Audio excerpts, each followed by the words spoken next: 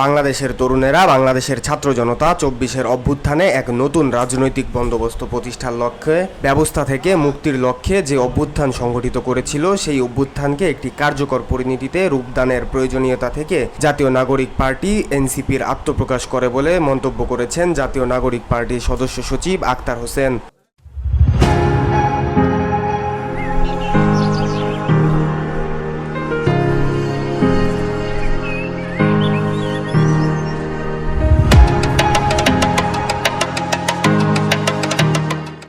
আজ বাংলা মোটরের রূপায়ণ টাওয়ারে এনসিপির অস্থায়ী কার্যালয়ের সাধারণ সভার সিদ্ধান্ত, গণতন্ত্র ও নিবন্ধন কার্যক্রম সম্পর্কে জরুরি সংবাদ সম্মেলনে এসব কথা বলেন তিনি।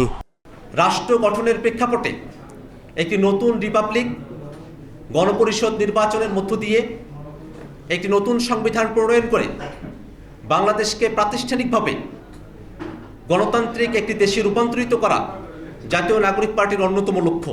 এমন একটি গঠনতন্ত্র, এমন একটি সাংগঠনিক কাঠামো যা নির্বাচিত প্রতিনিধিদের মাধ্যমে পরিচালিত হবে প্রস্তাব করেছে, যার মধ্য দিয়ে বাংলাদেশের রাজনীতিতে দলগুলোর মধ্যকার আভ্যন্তরীণ গণতন্ত্র চর্চার ক্ষেত্রে জাতীয় নাগরিক পার্টি এনসিপি অনুকরণীয় আদর্শ হয়ে থাকবে।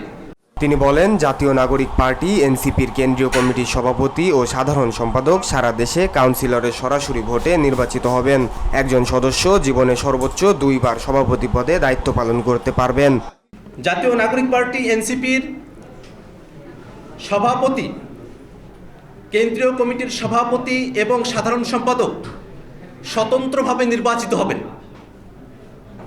কেন্দ্রীয় কমিটির সভাপতি এবং সাধারণ সম্পাদক সারা দেশের কাউন্সিলরদের ভোটে, ন্যাশনাল কাউন্সিলের ভোটে তারা নির্বাচিত হবেন এবং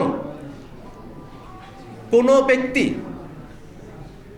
তার জীবদ্দশায় 2 বারের বেশি সাধারণ সম্পাদক বা 2 বারের বেশি সভাপতি থাকতে পারবেন না। তিনি আরও বলেন, জাতীয় নাগরিক পার্টি এনসিপি একটি ন্যাশনাল কাউন্সিল থাকবে। এই ফোরাম রাজনৈতিক পরিষদ নির্বাচন, সভাপতি, সাধারণ সম্পাদক নির্বাচন এবং জরুরি সময়ে কিছু কিছু বিষয়ে সিদ্ধান্ত গ্রহণ করার দায়িত্ব পালন করবেন। ন্যাশনাল কাউন্সিল কেন্দ্রীয় কমিটি, অঙ্গ সংগঠনের নির্বাহী কমিটি, জেলা পদমর্যাদার কমিটি থেকে 5 জন এবং উপজেলা পদমর্যাদার কমিটি থেকে 2 জন সদস্যের সমন্বয়ে গঠিত হবে। শাহরিয়ার জামিল নূর, ভিওডি বাংলা, ঢাকা।